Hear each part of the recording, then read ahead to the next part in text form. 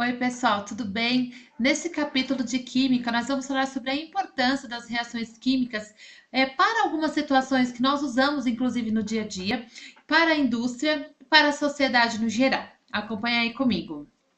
Existem muitas reações químicas que elas acontecem no nosso dia a dia, né, com situações de substâncias que nós usamos no dia a dia e nós nem percebemos muitas vezes que são reações químicas que estão acontecendo.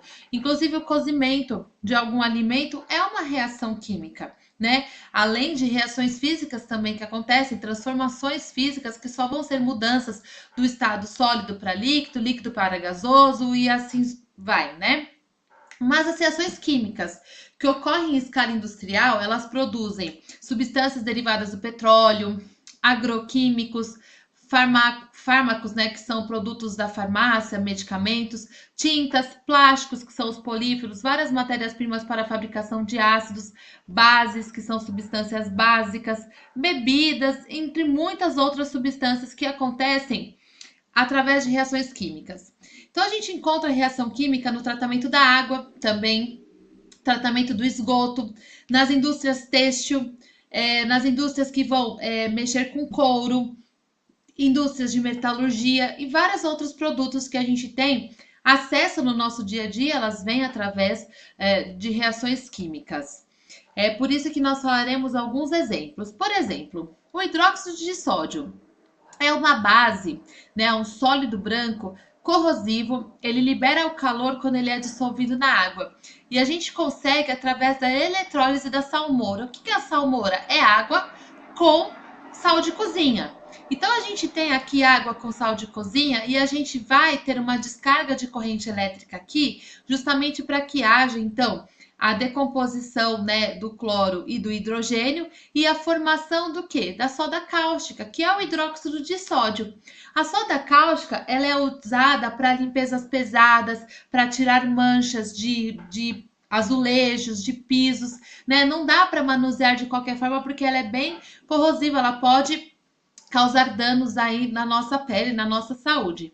Na indústria, a soda cáustica é usada para fabricação de sabão, para fabricar papel, para fabricar tecidos, detergentes, alimentos, biodiesel.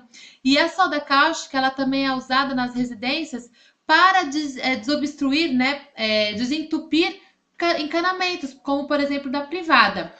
Um exemplo que a gente compra no mercado de soda cáustica é o famoso Diabo Verde, que é um produtinho que vem numa embalagem verde e também não pode bobear, né, onde tem criança, onde tem animal doméstico, porque a soda cáustica ela é bem perigosa.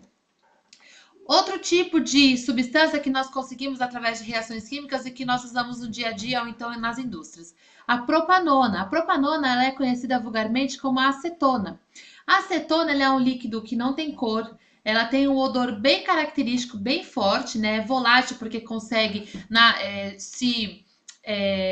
ficar no estado gasoso muito facilmente. Ela é inflamável e é solúvel em água. Como que a gente consegue? Através da oxidação do álcool isopropílico. Aqui nós temos o álcool isopropílico mais o oxigênio, então vai ter a oxidação desse álcool isopropílico formando a acetona e água.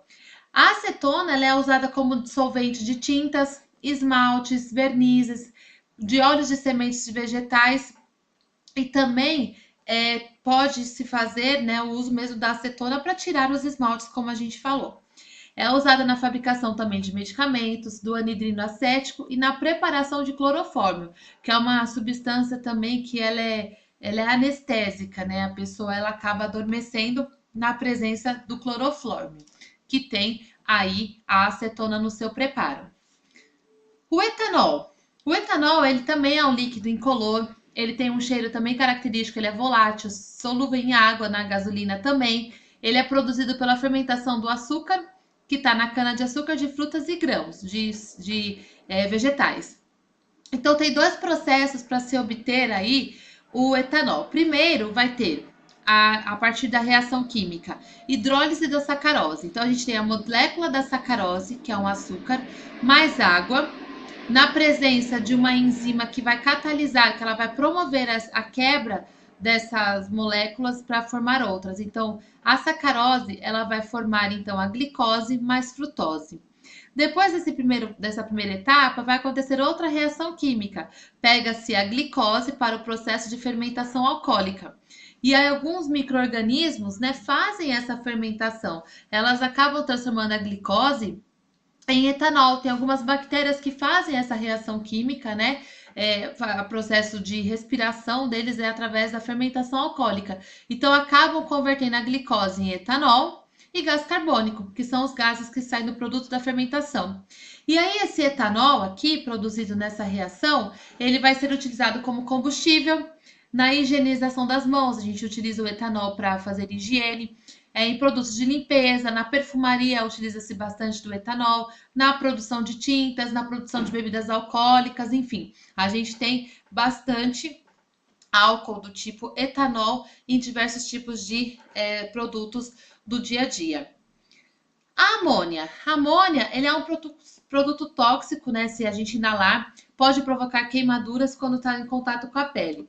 Ela é uma das substâncias mais produzidas no mundo todo, porque tem diversos tipos de aplicação para amônia.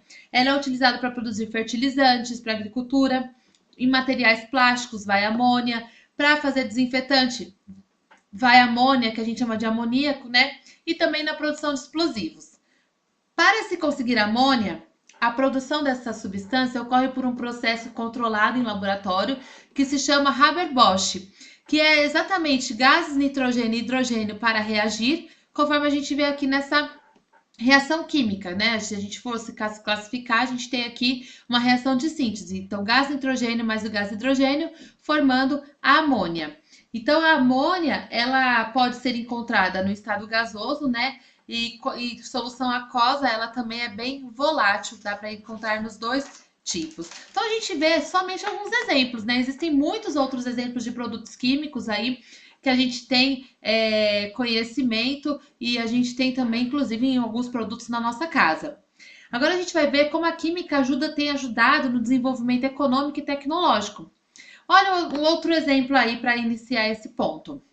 O ácido sulfúrico, ele é utilizado no processo de refino do petróleo, na fabricação de papel, de corantes, na produção de fertilizantes, sendo um dos produtos mais utilizados nos processos industriais, né? Muitas vezes eles utilizam o ácido sulfúrico, até mesmo o etanol, para fazer a limpeza de alguns produtos, né? De algumas máquinas para o desenvolvimento aí de algumas indústrias, né? Então a gente tem o consumo de ácido sulfúrico como um fator que pode identificar o nível de desenvolvimento econômico de um país, inclusive, por ser bem utilizado no processo, inclusive, do refino do petróleo, como eu falei, está bem atrelado ao desenvolvimento da economia do país, porque o desenvolvimento da economia do país está também relacionado com o quê? Com a questão da industrialização, a questão da tecnologia desse país.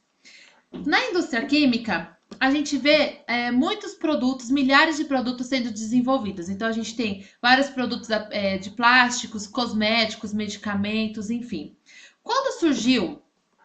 Quando teve o começo da primeira revolução industrial, que a gente vê, né, nas aulas de história acontecendo lá na Inglaterra, na metade do século XVIII, houve-se muitas mudanças e técnicas, né? Inclusive mudou a sociedade, mudou o modo do viver. Por quê? Antes, a economia ela era pautada no quê? Ao artesanato e à agricultura. E aí, com o processo da Revolução Industrial, nós tivemos o quê? Processos de mecanização. Nós tivemos aí algumas máquinas sendo aperfeiçoadas por conta do desenvolvimento de tecnologias, fazendo com que aquele trabalhador da agricultura, aquele trabalhador artesanal, agora vai para a cidade e trabalha em uma máquina. Isso gerou diversos impactos, né? Tanto sociais quanto econômicos, enfim, vários tipos de impactos. E aí a gente vê essa primeira etapa da Revolução Industrial sendo criadas tecnologias nessa metade do século XVIII aí, como os teares mecânicos, né? As máquinas de fiação, como essa máquina aqui, e máquinas movidas a vapor, que começou a utilizar técnicas que a gente vê transformações físicas acontecendo numa máquina que ela era movida a vapor, tá? Então, para tornar possível essas mudanças no meio de produção, teve que ter uma a modificação nas indústrias de base. Então, a gente teve o aumento da siderurgia, né? A mudança, né, daquela questão que era mais rudimentar, ela é mais rústica. Agora a gente tem o aço entrando em ação. E aí a gente vê cada vez mais outros recursos extraídos da natureza sendo utilizados para esses novos equipamentos que foram produzidos a partir de então. Então a gente teve a mecanização da produção, modificou, né? A gente via agora aquele trabalho que era manual, sendo então o homem agora está manuseando uma máquina, e o desenvolvimento do transporte para quê? Para que pudesse alcançar esses produtos todos, chegar em outros lugares através dos transportes da época, para que essa produção pudesse romper aí fronteiras, chegar em outros locais. Então a gente começou a ter a exploração do carvão mineral, principalmente como fonte de energia, além da fundição dos metais, né, na siderurgia, que fez esses avanços aí serem bem significativos. Então a gente tem na primeira revolução industrial a questão do uso de carvão mineral como fonte de energia e os processos mecânicos, né, mecanizados para a produção e desenvolvimento de transporte. Mais para frente, a gente teve a segunda revolução industrial, que é quando entrou a questão de novos avanços na eletricidade, e avançando a eletricidade no século XX, nós tivemos a invenção do computador e da internet, que também alavancou a questão da produção industrial, várias descobertas e aprimoramento de processos produtivos, novas técnicas, novas reações químicas, novos produtos que podem ser originados com mais conhecimento e mais avanço globalizado até então. E então a gente diz hoje, né, da quarta revolução industrial, que é o momento que nós estamos vivendo, que é marcada com o quê? Com a robótica, a inteligência artificial e a internet das coisas. Hoje em dia, um único equipamento, ele pode estar conectado com todas as coisas até na nossa casa. A gente pode ligar a televisão, o rádio, a gente pode fazer compras, a gente pode jogar um videogame, assistir um jogo, aprender uma música, né? A gente pode fazer listas, pode estudar, pode enviar um e-mail, pode trabalhar, tudo em um único equipamento. Então a gente já tem vivido essa quarta revolução industrial que a gente chama de internet das coisas. E todos esses avanços contribuem para novas técnicas na questão da química, de produção de novas coisas, né, de novas substâncias, a partir de tanto desenvolvimento tecnológico. E aí a gente vê o desenvolvimento da economia dos países também estão atrelados com a sua industrialização e capacidade de chegar em novos componentes químicos.